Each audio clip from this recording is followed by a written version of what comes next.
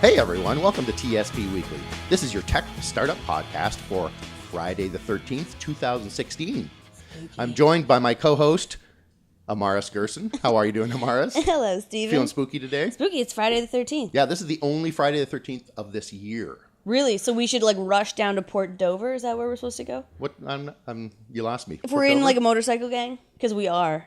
That's true. In our sensible cars. That's true. And there was a blood moon a couple days ago around the Friday the 13th too. Yeah. We should be worried. Let's not sure what just that talk means. about the podcast. Yeah. What the hell's going on, right? So today we're here with Mallorie Brodie from Bridgit. Yeah.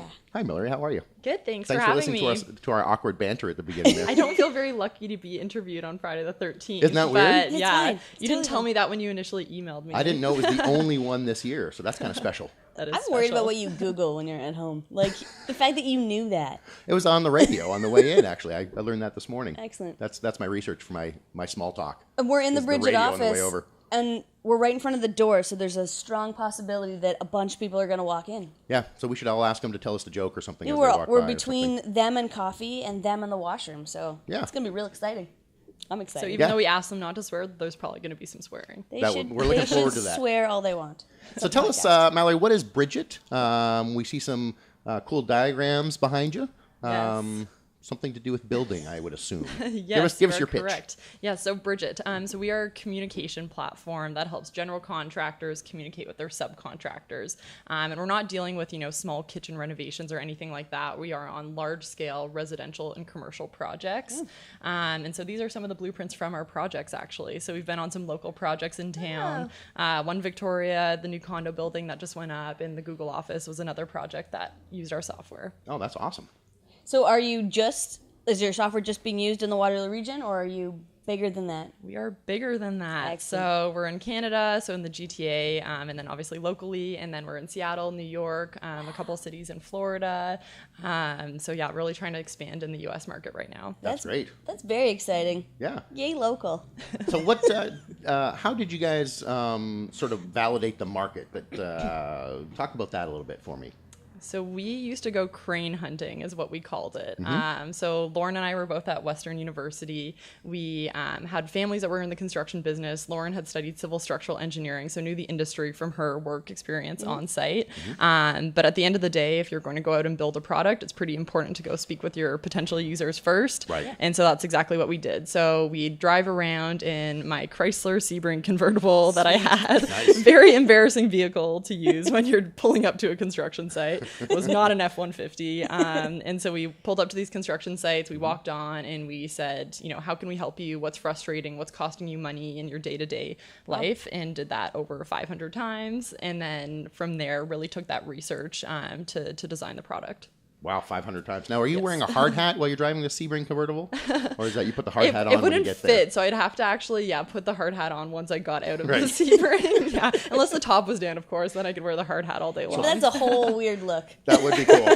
It was very bizarre. So 500 different conversations, though. That's a lot of time and effort put in, right? Yeah, absolutely. So we were doing our research as we were finishing up our fourth year of university for about 6 months. And then that's when we started, downloading different apps from the App Store. We'd give those to users on site and maybe had some of the features that we wanted to build into our product. So we didn't build anything initially. We took existing apps. We went on site. We said, hey, can you use this for a day? Let us know what you think. And then from there, we would actually start designing the product and figure out, what was worth building in and what was not worth building in. How was that received? I'm going to point out some obvious things, that construction is typically a man's game and big dudes. That's sort of the stereotype. And there you are as two women going onto the site. How was that? So people didn't care that we were women Awesome. at the end of the That's day. good. They cared that we were there to help them. I kind of joke that, no one ever walks into my office and asks how they can help me. Right. And so I think they were pretty appreciative that, we were very knowledgeable about the industry. We understood what their pain points were, and then they could see us getting traction in terms of actually building a solution that would help them. That's phenomenal. So when you guys were building a solution that helped them, who helped you? How did you guys get from being Mustangs to Golden Hawk and Really? Warrior Country? Seriously? Yeah, that's my university. Wow. All right. Okay. Yeah. Yeah. Western Mustangs, right? Okay, there you go. Yeah. We're very loyal. We have 3 Mustangs at the company, actually. So, See, Amaris. yeah. It's good. So how Carry did you on. guys did you guys join an incubator here, or how did you get from the University of Western? So we went to KW? Toronto first. So we were Right. part of the Next 36. So that was a program that we were part of that was in Toronto for the summer months after we graduated. They gave us some initial startup capital and some mentorship. And then when we finished the program, we were like, we don't really have money to stay in Toronto, first of all. Second of all, our technical lead was based in Kitchener.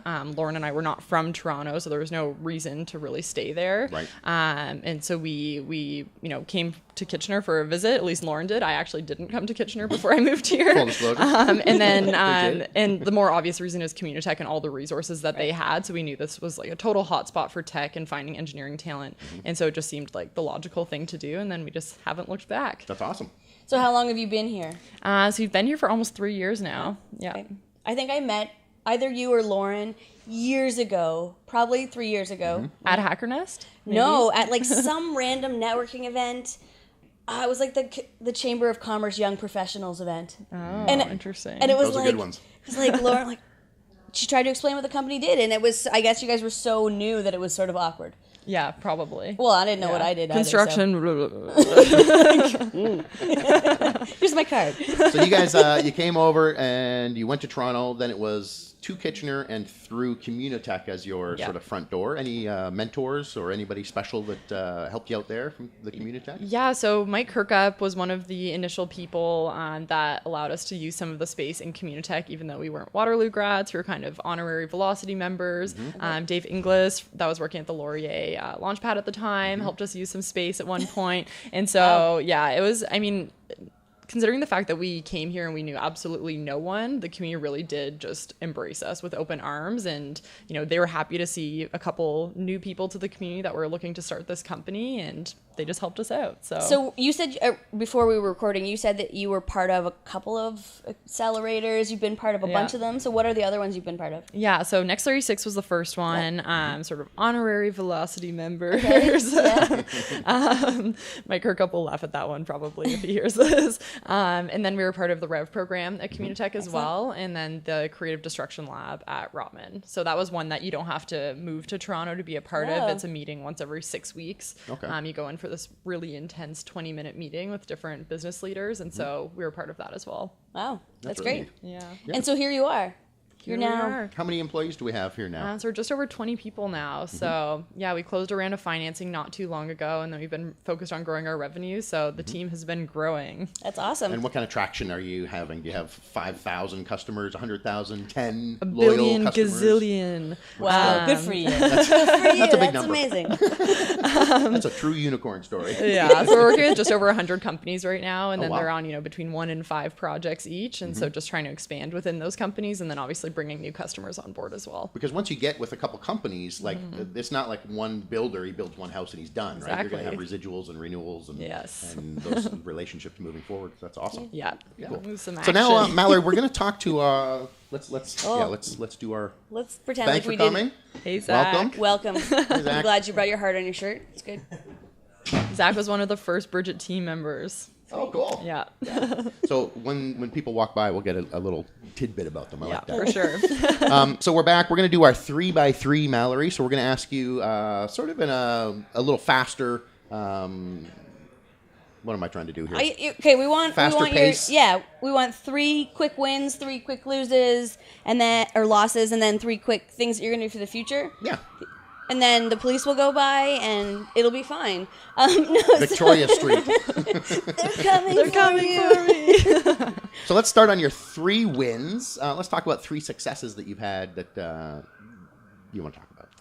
Okay, so the first one I can think of early in the Bridgit history was getting people to pay us for our beta product. Yeah. I think that's a really important thing when you're starting a company. You need people to pay for the Right. product. So that was amazing. A second more recent win was winning the Google Demo Day in San Francisco back in December. Yeah. So that was great to bring home the win to Waterloo and to Canada as a whole. And then a third big win was bringing on our CTO, Jeff Fedor. So he's someone that we're very happy to have on the team, and he's been doing an awesome job leading our engineering team. That's really cool. Let's go back to Google Demo Day. Tell me about that a little bit. What was that like?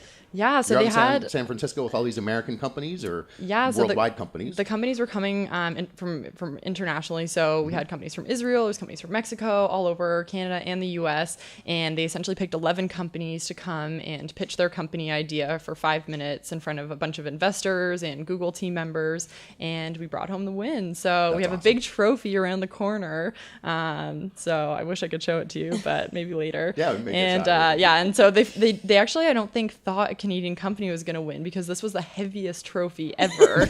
And so I had to bring it home on the plane, and I was like, was it your painful. carry-on? Yeah, it was my carry-on. Yeah. Yeah, and they're like checking it at security, being like, "What's in the base of this trophy?" But Did you buy white gloves to treat it like the Stanley Cup and have somebody I just should have, travel but around no. with it and bring it to other startups here locally just so they can see it? Yeah, I like to show it off. Yeah. it'd be fun. Just so you guys know, I won this. I won this. Yeah. So that's an awesome success. Thank you for that win. How did you get your CTO? What was the bait that lured him here? Yeah, Did he find you, or did you guys find him? Or tell me about that story. Both, yeah. So we were part of the Rev Accelerator program. So briefly met him through that program. He was one of the EIRs at Communitech as well. And then he came on as a technical advisor to our team. And then we just really liked working together. I think he loved that we actually had some real traction. We had customers, we had revenue.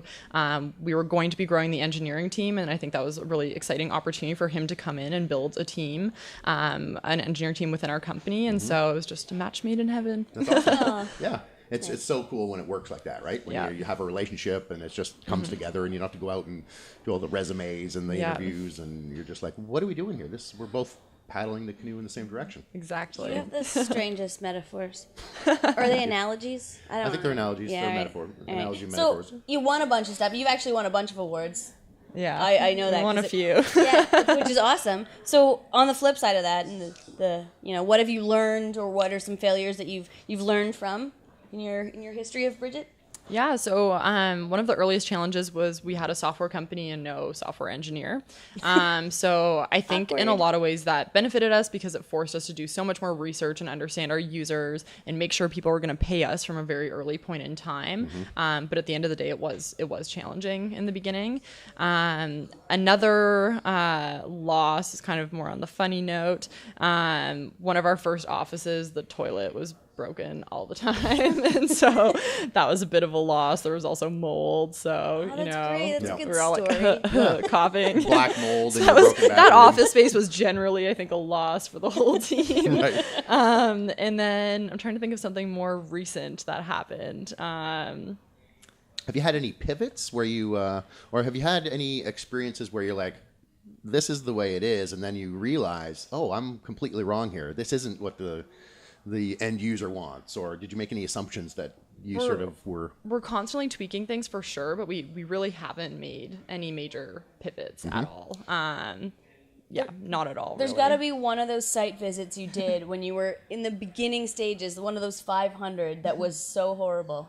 There has to be. Look, you can't talk to 500 companies and not have a horrible experience. So not on the site visits, but something kind of embarrassing happened at World of Concrete, which was this conference we went to. And so we met this nice man who was actually from London, and his name was Joe. And then I think it started with an L was the important thing. I can't remember what it was. So Joe Lister, let's say. And so we met him, had a chat with him. We were going to come and do some research with him once we were back in Canada. And I accidentally sent a very embarrassing photo of Lauren and myself making like really weird faces to him because my dad's name is Joel. So when I was typing in the email, the Joe L came up. And so, he didn't really want to do any research with us from that point onwards. So, we never got the valuable information from him that I think we probably would have. Can we see the face again? Do you remember what face you made? Something along those lines. See, that wouldn't scare everybody off. That's not I would actually probably work with people more often if they sent me those pictures. silly faces. I will do that then. Do some work together. That is a cool story. So let's talk about the future then. What are we doing moving forward? Are we hiring people? Are we taking over new office space? I like that you just said we, like you're part of the Bridgit team. You are part of it now. What are we doing? You spent a morning here, you're one of us. Yeah, I'm going to hold the trophy later, so I'm going to be, Not how it works, Steven. It's not how it works. So what are you thinking? What are you thinking moving forward? So we just moved into this space a couple months ago. So we're going to be here for a while. When we first moved in, it seemed like the biggest space, and now we're pretty full in here. So we've done a bit of a hiring spree the past couple months. Still looking to hire DevOps in that area. So if anyone's listening and is interested in that, then definitely give us a shout. And then really just trying to grow our customer base in the US right now. So that's the main focus for our sales team.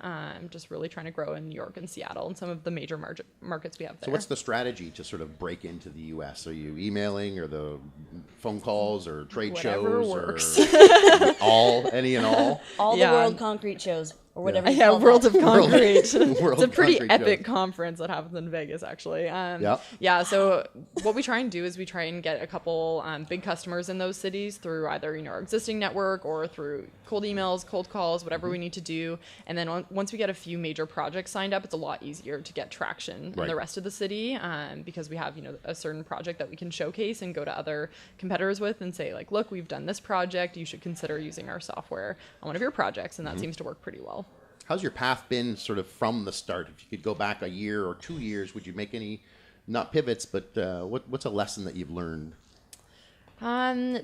Definitely, if you can figure out the sales process as early as possible in the company, I think that's really important. And that's something that we did spend a lot of time on, but I think we both wish that we spent even more time on it. And it's not just about figuring out, how the founders can sell, but as you're growing the team, you need to make sure that you're not just pulling the founder card when you're making the sale. It needs to be this process that you set up that's fully scalable. So you can bring people in, you have a playbook, and they can quickly ramp up and follow that. So I think the earlier in the company's history that you can do that, the better. You guys have like a mission statement? You're like off the 3x3. Like focus. We're done dude. with the 3 minutes, aren't we? She didn't finish her futures. What else do you have for the future? Well, I plan to eat a lot more hummus in the future. Our whole team is obsessed with hummus. So that's Black going to be, market hummus? Black market hummus and Arabesque hummus. Those are our two favorites. Yeah, they're very different styles of hummus. Really? We like them both a lot. That's your future. I said hire more, sell Hire better. more and eat some hummus. Celery dipping or like a pita chip? Oh, pita. No, Pita yeah. chip, yeah. Absolutely pita, yeah. It's like too early to talk to you. I can't handle it. Like, is it lunchtime? Yeah, I'm starving now. So what else we got? We got Startup Crush. Yeah, we could do the Startup Crush. So Yeah. we want to hear what startups in the area or startups that you're following that you're really interested in and think are doing an amazing job. Obviously, you guys. Can I but- say two? Yeah, Is that of course. fine? Okay, so Yeah. my non-tech startup crush is Smile Tiger. Because they're They make downstairs. delicious coffee for us every day. We're very loyal customers. They just opened up. That's like the whole reason why we moved into this building, so we could have coffee close by. Coffee on tap. So they're the non-tech startup crush, and then the tech startup crush would be Vidyard. They're a company that has taught us like so much about our sales process, and Mike Litt, the CEO there, has been like an extremely valuable mentor to us. We can't help him out as much, unfortunately. So it's a Well, bit of a one-way street, but They're moving into a new office. Maybe. yeah, maybe we could help them ensure that they don't have any deficiencies in that new space. Right. But aside from that, he's been very helpful to us. Yeah, That's they're awesome. a great company. Yeah, they are cool. Who are you crushing on lately, weirdo? I don't have a crush this week. I'm not in love with anybody. I like Vidyard too and what they're doing. Yeah, it's We just should try to jumping talk on the to them at bandwagon. one time. I was at their event last night. Yeah. Plug in. It's a pretty cool event. Yeah, they're working to just get tech people involved in supporting the actual community because we all focus on just supporting tech, and they're focusing on the realities we live and work in Kitchener and Kitchener-Waterloo, and there's a lot of organizations that really need funding and exposure and help. So we were supporting Big Brothers Big Sisters yesterday. They're looking awesome. for people to be big brothers and big sisters. It's a really cool program. So yeah, that was at their event. So I like Vidyard as well. Are you jumping on the bandwagon? Do you have another one? Who's your startup crush I this don't week? know. You were at the tech conference yesterday. Tech Leadership Conference. I Thank was you. there yesterday. TLC. I don't know. Who did I talk to? Oh, They were Canon- serving beer, so if you can't remember who you're talking to, I you was know why. consuming alcohol. It's true. No, Canon was there, and they're not a startup in any way. But the Canon lab that's in Communitech was showing off some really cool VR stuff. Yeah, they do have some really. And good so stuff. it's combining that monster company and turning it into, really being really innovative, because monster companies are known for not being innovative. And I think that's the whole point of a lot of those companies that are in Communitech, doing that really, like that innovation space kind of. So That's Canadian sort of the Tire and Canon TD and TD and Manulife. Yep. I'm rocking a Manulife Red Lab Nice. bottle. Yep. Basically, that's how it works. If you give me free stuff, I'm wearing a Shopify shirt today. Hacker Nest was at SAP this month, which was That's awesome. right. And next month we're at ClearPath. which I'm really excited And about. ClearPath just did a rebranding, so that's pretty cool. Okay. They were our They were startup crush last week. They were called ClearPath Robotics, and now they're ClearPath, which has ClearPath Robotics underneath it. Nice. And auto, I don't know. I asked for clarification, and I was tired. I didn't pay attention to it. I was just, ooh, shiny lights. So we're sort of Vidyard and Canon and back to ClearPath again. Well, they're cool. They have robots. Like, you can't compete with that. No, you like can't. robots are Hard. robots, They're right? robots. Yeah, Yeah. it's really hard. Yeah, And and what we're- about next week? Who are we chatting with We're next talking week? to Knowledge Hook, who's Yeah. been blowing up. They're in all sorts of news. Every time I open the internet, it's like Open they're- the internet. Yeah, do you do that? You're 70. Turn on the internet.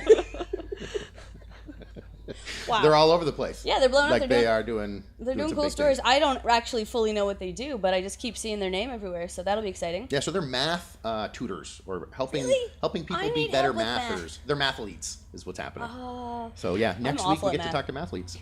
that's terrifying. So as we wrap up, Mallorie, how do we follow Bridgit? Are you a Twitter person? Do you have any Twitter tweeties?